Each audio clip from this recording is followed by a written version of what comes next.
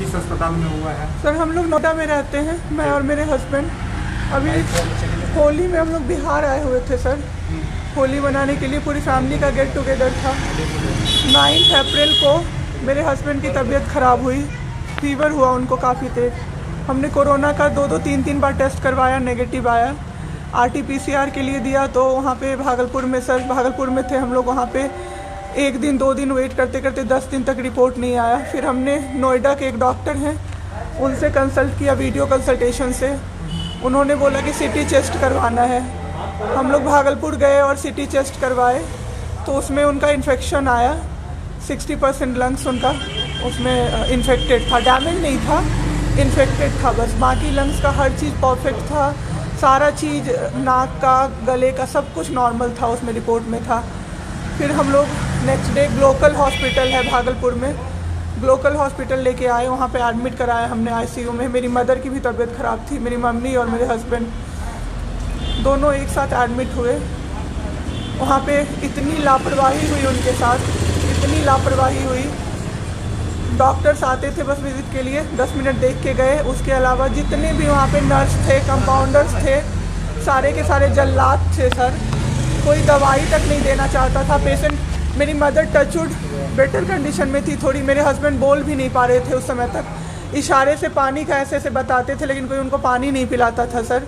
वो मुझे हार के फ़ोन करते थे कि पानी पिला दो। जब मैं अंदर जाती थी तो ये लोग हल्ला करते थे कि क्यों जा रहे हो अंदर। फिर भी मैं जाके उनको पानी पिलाती थी, जूस पिलाती थी। रेमडेसिविर इंजेक्शन का नाम आप लोगों ने अभी तक सबने सुन लिया होगा कि कितनी मुश्किल से मिल रहा है। डॉक्टर ने वहाँ सजेस्ट किया, मेरे 2-2 पेशेंट थे वहाँ, हमने बहुत मुश्किल से अरेंज किया। जब वो इंजेक्शन मिला तो एक दिन रात को जब इंजेक्शन देने लगे, हाफ इंजेक्शन फ्लोर पे गिरा दिया उन्होंने। हमने कहा कि इतना महंगा इंजेक्शन है, इसी का असर होके ठीक होते ये आपने कैसे गिरा दिया। उन्होंने कहा कि 50,000 का भी गिरा देता ना तो तुम कुछ नहीं कर पाती अभी। हम लोग चुपचाप वहाँ से सर हट गए। थोड़ी देर बाद वहाँ पे मेरे हस्बैंड को मैंने देखा कि उन्होंने 2-3 बार पॉटी किया था, यूरिन पास किया था, कोई क्लीन करने नहीं आ रहा था सर। 6 घंटे से वो उसी गंदगी पे पड़े हुए थे। उन्होंने मुझे फिर फ़ोन किया, बस फ़ोन कर पाते थे सर, बोल भी नहीं, बस मिस्ड कॉल आती थी, मैं समझ जाती थी कि कुछ परेशानी है उनको। जब मैं गई तो मैंने देखा पूरे गंदे बेड पे मेरे हस्बैंड 6 फीट 2 इंच के सर, पूरे गंदे पे वो सोए हुए थे सर। मैंने ज़बरदस्ती सबको बुलाया। एक आदमी था ज्योति कुमार करके, ज्योति कुमार, सब लोग ध्यान से इसको कवर कीजिए। ज्योति कुमार एक कंपाउंडर था वहाँ पे। कौन सा हॉस्पिटल का नाम? Glocal hospital Bhagalpur. Jyoti Kumar compounder है वहाँ का, मतलब जो अटेंडेंट सब होते हैं ना वो है, लड़की नहीं है, लड़का है ज्योति कुमार। उसको मैंने रिक्वेस्ट किया कि भैया प्लीज़ आप मेरे हस्बैंड की मदद कर दीजिए, रात में ये लोग रुकने नहीं दे रहे हैं मुझे अपने पास, इनके पास। उसने बोला ठीक है ज़रूर मदद करूँगा, ये कह के, और मैं अपने हस्बैंड से बात करने लगी, इशारे से ही वो बात कर रहे थे, मैं बोल रही थी। अचानक से मेरा दुपट्टा खिंचाया बहुत ज़ोर से। मैंने सोचा क्या हो रहा है, जब मैंने पीछे मुड़ी तो मेरे कमर पे उस आदमी का हाथ था और मेरा दुपट्टा वो ज्योति कुमार खींच रहा था।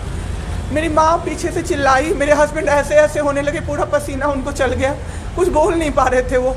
जब हम लोग ठीक थे ना, मैं बाहर निकलती थी ना, कोई मुझे ऐसे देखता था ना नॉर्मली ही तो कहते थे आँख निकाल लूँगा, क्या सोच के इसको देख रहे हो। और मेरे हस्बैंड उस दिन बेड पे पड़े हुए देखते रहे कि मेरी वाइफ का कोई दुपट्टा खींच रहा है। और जब मैंने उस आदमी को देखा ना तो वो मुस्कुरा रहा था। मैंने ऐसे दुपट्टा खींचा और मैं कुछ नहीं बोल पाई, डर से कि मेरे हस्बैंड यहाँ पे है, मेरी माँ यहाँ पे है, ये लोग कुछ कर देगा, इस डर से मैं कुछ नहीं बाहर निकली। मैं बाहर निकल के मैं दम से बैठ गई। वो आदमी मेरे पास फिर आया, मुस्कुरा के बोला मैं ध्यान रखूँगा। मैंने बोला ठीक है भैया आप ध्यान रखना। मैंने कुछ नहीं बोला उसको, कुछ भी नहीं।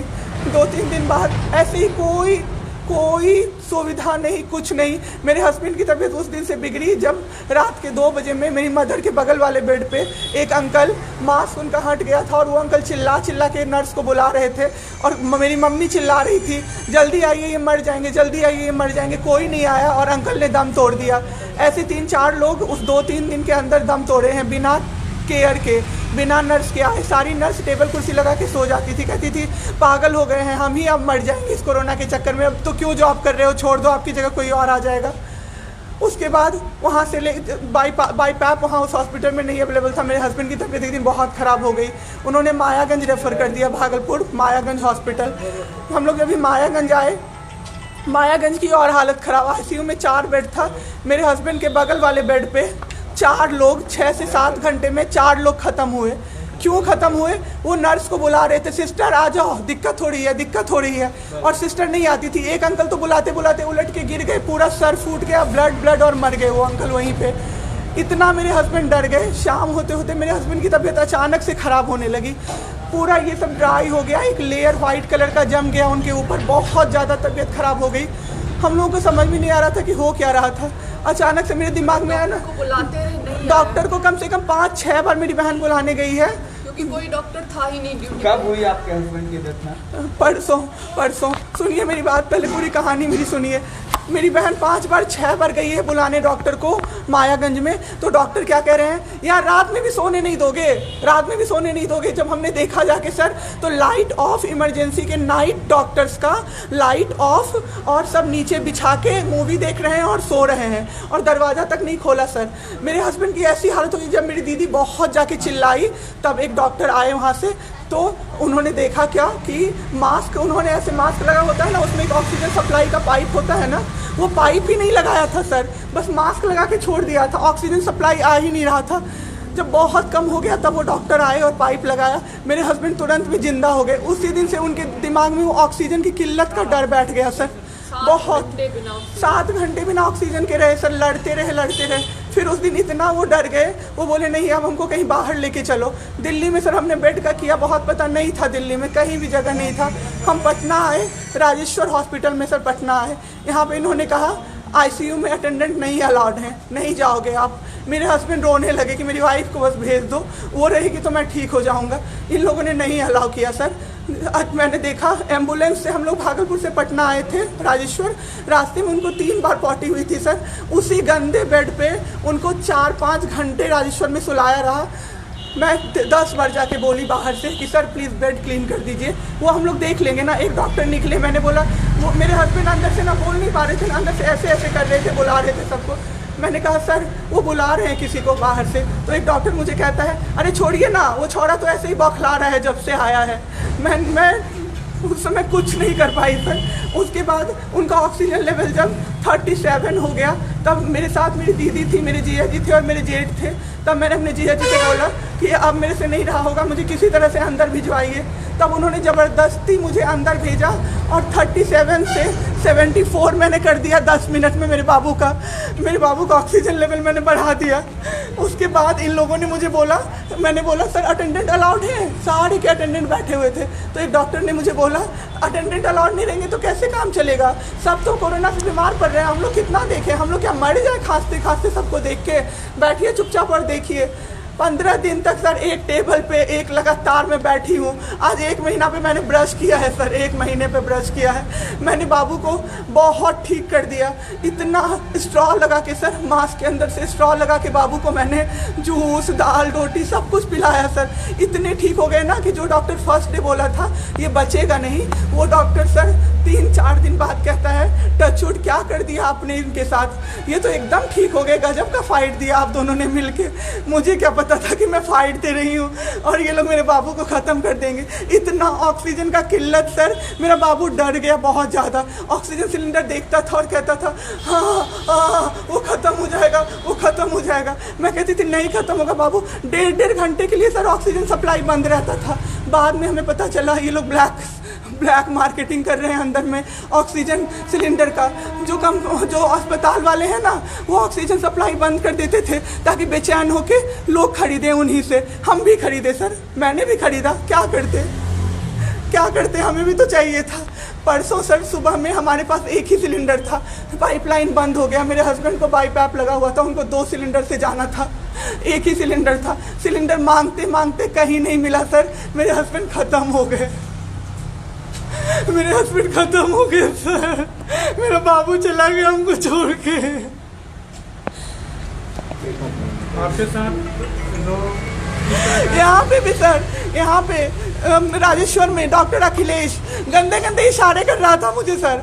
चलता था ना तो मुझसे सट के क्रॉस करता था सर, मैं इग्नोर कर देती थी कि मेरा हस्बैंड है यहाँ पे, वरना अगर बाहर होता चप्पल खोल के मैं मारती सर ऐसे इंसान को। वहाँ पे मायागंज हॉस्पिटल में डॉक्टर्स, कोई भी डॉक्टर नहीं आता है, कोई सीनियर डॉक्टर नहीं, जूनियर डॉक्टर नहीं, और पेशेंट की सिर्फ एंट्री कर देते हैं कि फिजियोथेरेपी किया गया। ये मेरे बाबू नाक का क्या करते हैं, नेबुलाइज किया गया, 4 बार नेबुलाइज किया गया, कोई चीज़ नहीं होती है, सिर्फ पेशेंट की एंट्री कर देते हैं। एंट्री सब किया हुआ रहता है कि ये बड़े डॉक्टर आए, ये बड़े डॉक्टर आए, उन्होंने पेशेंट को देखा, नेबुलाइज किया, फिजियोथेरेपी हुआ, पेशेंट को कुछ नहीं, मतलब सीपैप पे पड़ा हुआ पेशेंट, और उसको देखने के लिए 24 घंटे में कोई नर्स नहीं आती है, रूम बंद करके, और सब सोते रहते हैं। दरवाजा ठकठकाइएगा तो चिल्ला के बोलेगी दूर भागो यहाँ से, कोरोना पेशेंट के यहाँ से आई हो, हम लोग अभी रात में नहीं आ सकते। हम लोग क्या मर जाए पेशेंट के लिए? कोई नहीं आता है, कोई नहीं आता है देखने के लिए किसी को। पटना में ये लोग कब से हैं मैम आप? पटना में हम लोग तो 26 तारीख को आए पटना। मैम आपके साथ जो ये सब हुआ है, गलत हुआ है, इसकी शिकायत आपने किसी को की है? अभी किसको करे सर, परसों तो मेरा बाबू गया है। परसों शाम अब क्या चाहती हैं सरकार से? क्या अभी सबसे पहले तो मैं चाहती हूँ कि सारे जगह ये, सबसे पहले तो मुझे कोई प्लेटफॉर्म मिले जिस पे मैं ये बोल सकूँ टीवी पे जाके, ताकि लोग बचें। अब जिसके साथ जो हो नहीं हो तो सेकेंडरी है। हमारे जैसे जो लोग उसमें पड़े हैं ना, जो ये छोड़ के भूल जाते हैं कि पेशेंट का ख्याल डॉक्टर्स रखेंगे, वो जाके अपने पेशेंट का ख्याल रखें, नहीं तो सब मर जाएंगे सर, सब मर जाएंगे। एक डॉक्टर एक दिन आए राजेश्वर में, कहते हैं अरे ये बेड अभी तक नहीं खाली हुआ है, मतलब ये आदमी अभी तक नहीं मरा है। एक आदमी के बारे में आप सोचो सर जरा सा, आप सोचो सर जरा सा। मेरे हस्बैंड को वेंटिलेटर पे नहीं रखा सर, वो शायद बच जाते। और जब मेरी एक फ्रेंड है डॉक्टर, उसने बात की कि आपने वेंटिलेटर पे क्यों नहीं रखा, तो झूठ कह रहे हैं कि फैमिली वालों ने मना किया। कि हमें कोई सजेशन नहीं दिया कोई गया कि सजेशन वेंटिलेटर नहीं, पे आप रख सकते हो, कुछ भी नहीं सर। वो बस वेट कर रहे थे कि ये बेड खाली हो। ठीक है।